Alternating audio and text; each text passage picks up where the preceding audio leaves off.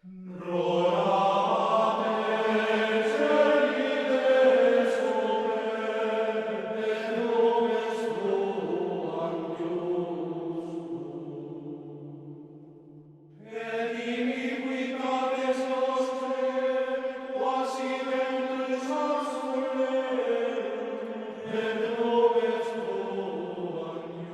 teksti ja vasta küsimustele.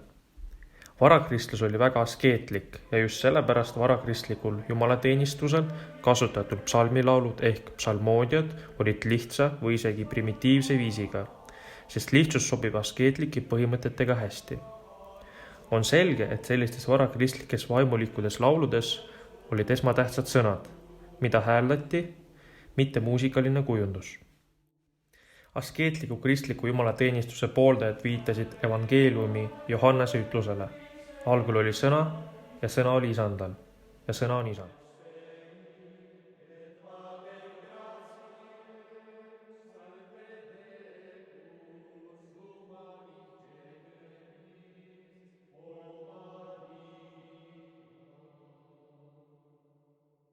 Siiamaani näiteks Vene vanausulised peavad ametliku õigeusu kiriku üheks patuks kirikulaulu meloodika vabaks laskmist teksti mõju alt.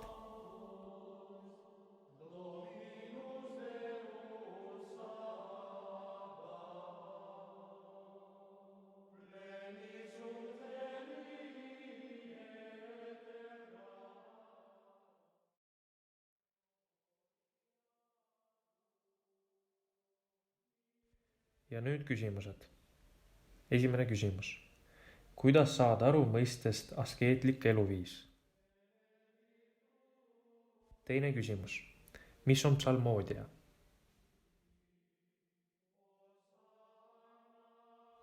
Kolmas küsimus.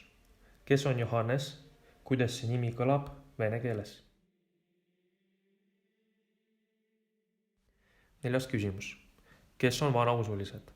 Ja millal tekkis Vene kiriku lõhe?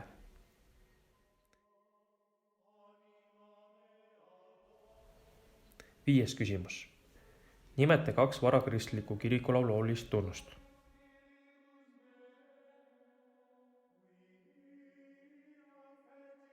Ja 6. küsimus. Mis on evangeelium?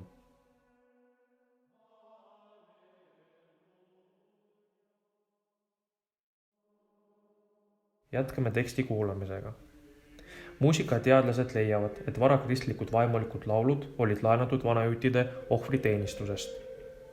Kindlasti on neis Süüria, Egiptuse, Põhja-Aafrika ja Väike-Aasia muusika mõjusid. Näiteks olid varakristlaste põhiliseks muusika esitamistraditsiooniks antifooni ja responsooriumi laulmine. Antifoon või 2 koorirühma laulmisvaheldus oli väga levinud Süürias ja Palestiinas. Responsoorium, aga kus vaheldumisi laulsid solist ja koor, olid idamaades põhiliseks lauluviisiks juba ammu enne meie ajaarvamist.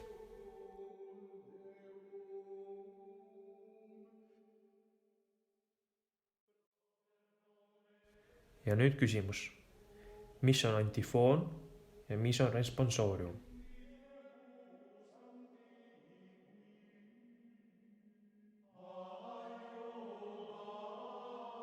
Jätkame tekstiga.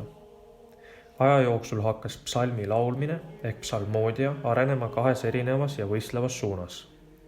Esimene oli jumalateenistuse tekstide range kanoniseerimine ehk sõna roll oli primaarne, muusika aga sekundaarne ja teine suund, kus püüti meloodia vabastada teksti domineerimisest. Ka rahvamuusika mõjutab psalmoodia viisi. Varakristuse vaimulikud laulud muutuvad meloodiliselt keerulisemaks ja kaunimaks. Uued hümnid, kus sõna ja viisi tähtsust võrdsustusid, on kirjutatud juba selges laulustiilis.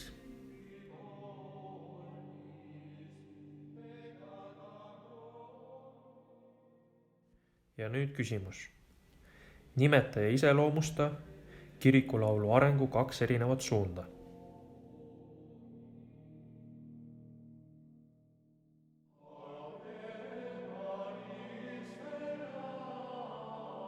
Viimane lõik.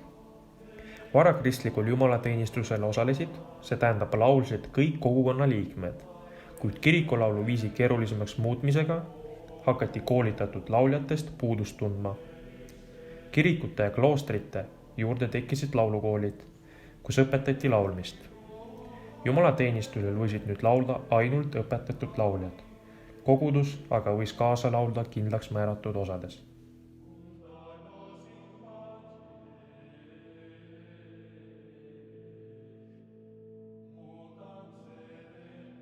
Viimane küsimus. Mida tõi kaasa kirikulaulu muutmine? Too selle nähtuse positiivsed ja negatiivsed tagajärjed.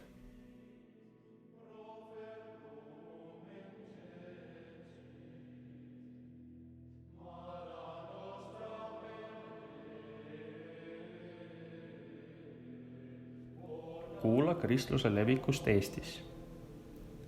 Ristiusu tulek Eestimaale sai alguse tõenäoliselt Rootsimaa Lundi peapiiskopi Munk Fulko Eestimaa piiskopiks pühitsemisega 12. sajandil 1165. või 6. aastal.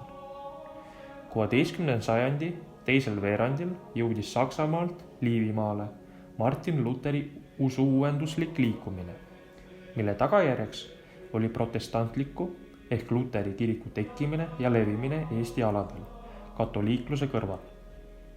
Esimesed kirjalikud tõendid õigeusu ilmumisest Eestisse jäävad 12. sajandisse, ehk tõenäoliselt toimus see juba palju varem seoses Jurjevi linna asutamisega vürst Jaroslav Targa poolt 1030. aastal.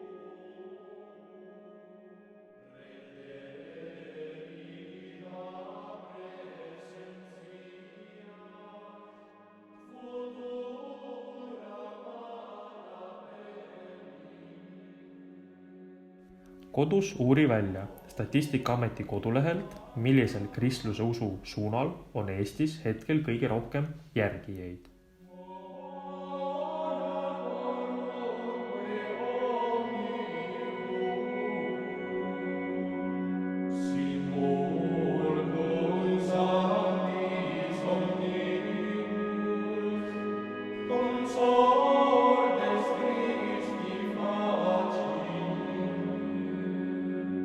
Oh